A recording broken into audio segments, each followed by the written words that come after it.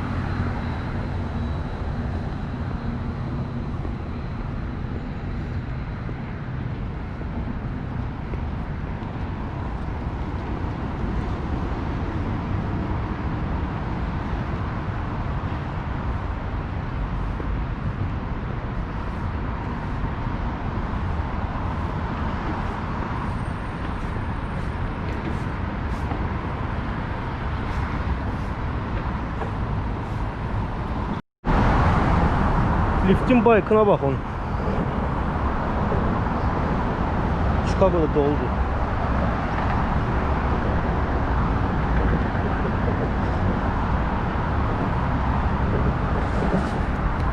Gedirəm indi bilet almağa bota.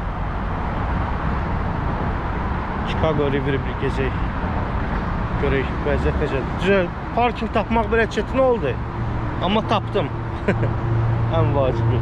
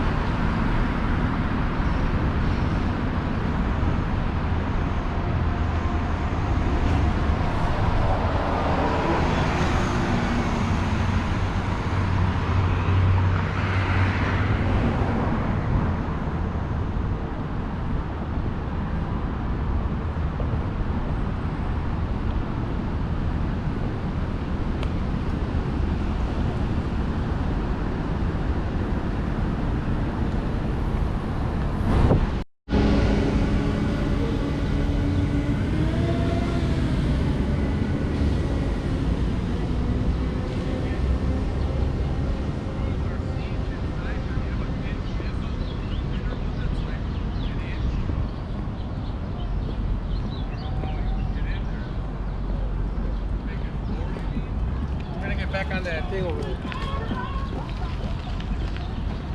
I mean, she's got them out. These are all out. It just won't, it's loose, it won't come up. She drilled them all out.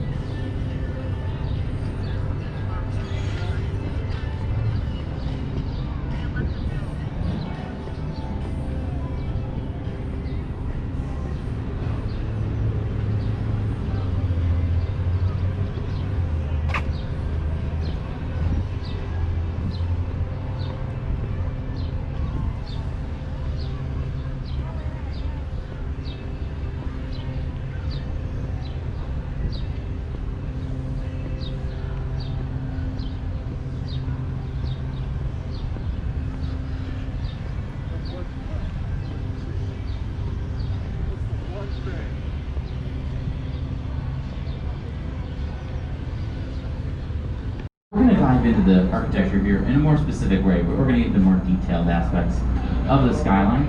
But before we do that, what I kind of like about this view is it gives us an opportunity to kind of get a wide-angle lens on the city. Like you can go back in time and get some context for it as well. I like to go back to the 1670s. Great decade. Wow, the 1670s. That was when we had our first non-native visitors here. There were two French guys, Jacques Marquette and Louis Joliet, and they came here like you think they did. They quite literally paddled their canoes up the Mississippi River with their Native American guides. They came up the Illinois River, the Des Plaines River, then they got out, they walked about 30 miles, and that's when they arrived here. Thank you. And what they found was a swamp, if we're being honest, kind of a marshland, here near Lake Michigan, then called Chicago, which when translated from Algonquin, Chicago was built on the land of the Potawatomi. They called this Chicago. But when translated to English, Chicago means, oh man, that place smells like a skunk. Literally. I know this because I had a Potawatomi passenger correct me 2 years ago. Super used to correcting people like me. He broke it down. The word Chicago is the word for skunk, and ua, way. It operates like an automatopoeia does in English, meaning, oh man, that really stinks. So welcome to skunk. Oh man, that really stinks. You didn't read that in any history books or marketing materials for the city. This is not a coincidence. You'll read something like stinky onion or wild onion in more generous translations. Because there was a vegetable that grew along the banks of the river in the marshland that gave this place a foul odor. And I kind of like stinky onion, if I'm being honest. Just maybe for the sole fact, if New York City on the East Coast, if they're the self-proclaimed Big Apple, that would make us here in the Midwest the stinky onion. So welcome as we make our way onto the main branch. Going underneath the first of many Chicago bridges. We'll talk more about these bridges later on. This is just a cool moment. They're widening the lakefront biking and running path. It spans about 26 miles of our lakefront, but it gets bottlenecked down here. So you can see they're kind of extending the steel and going right through these old bridge houses. about 100 years old, so it needed a good deal of structural love. Kind of fun to see inside. We'll talk more about our purchase a little later on.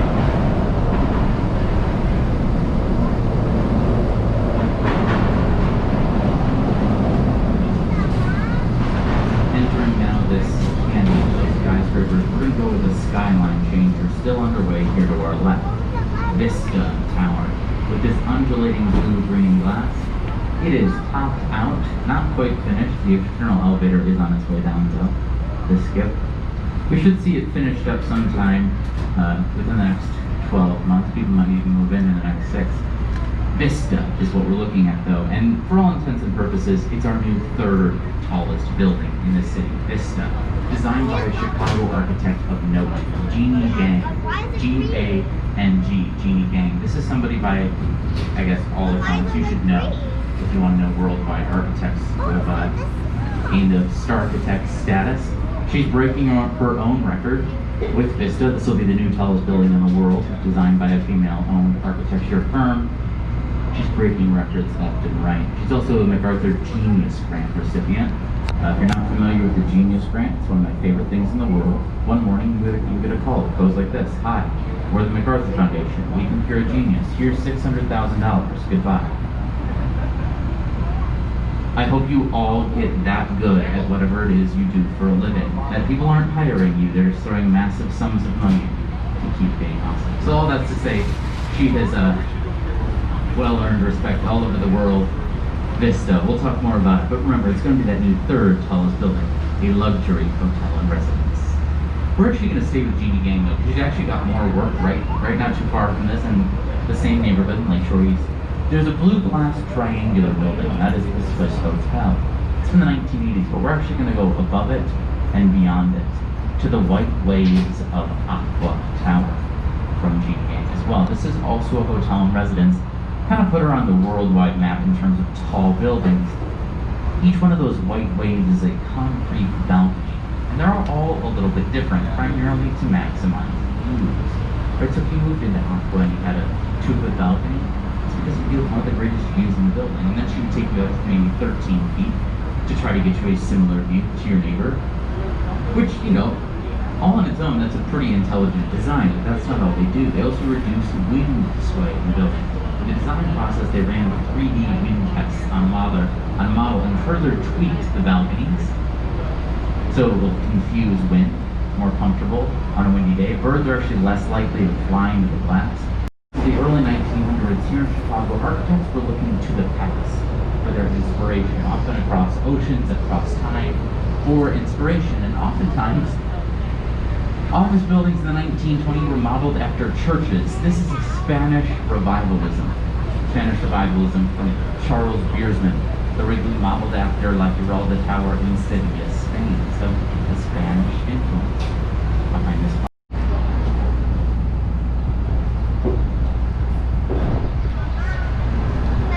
Alright, we are back. So, where we are going next is here to our right. This pink brick building is actually the oldest thing that I can show you today along the river.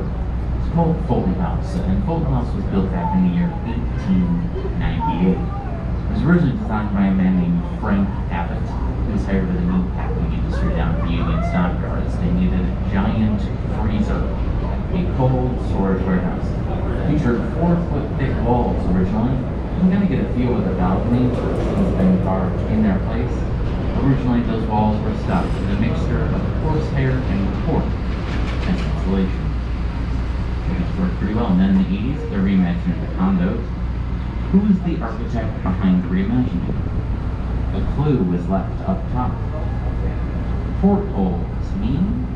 It's our friend Harry Weeks that reimagines them. Exactly. Unique piece of residential real estate. I get a lot of questions about real estate value, which is kind of hard to answer, just given the spectrum.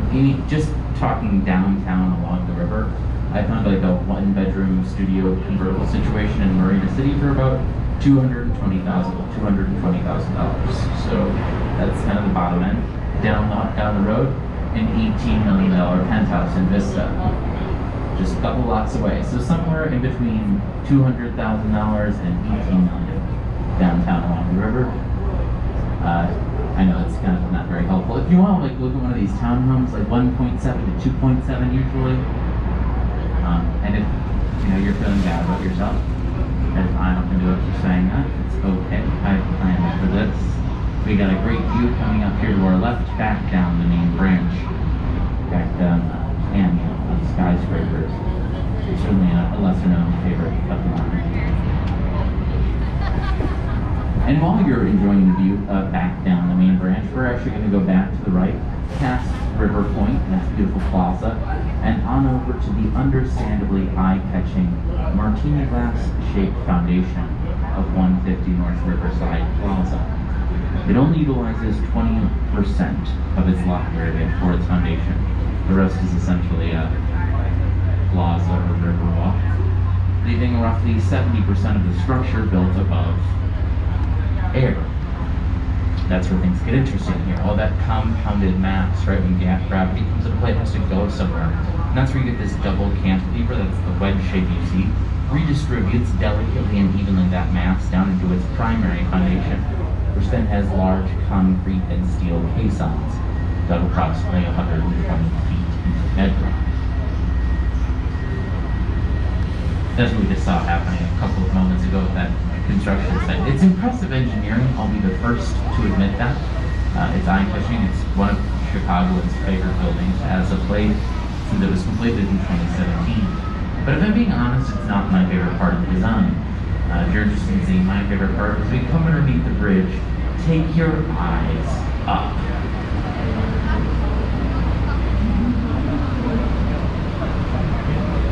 Into our reflection. That's us.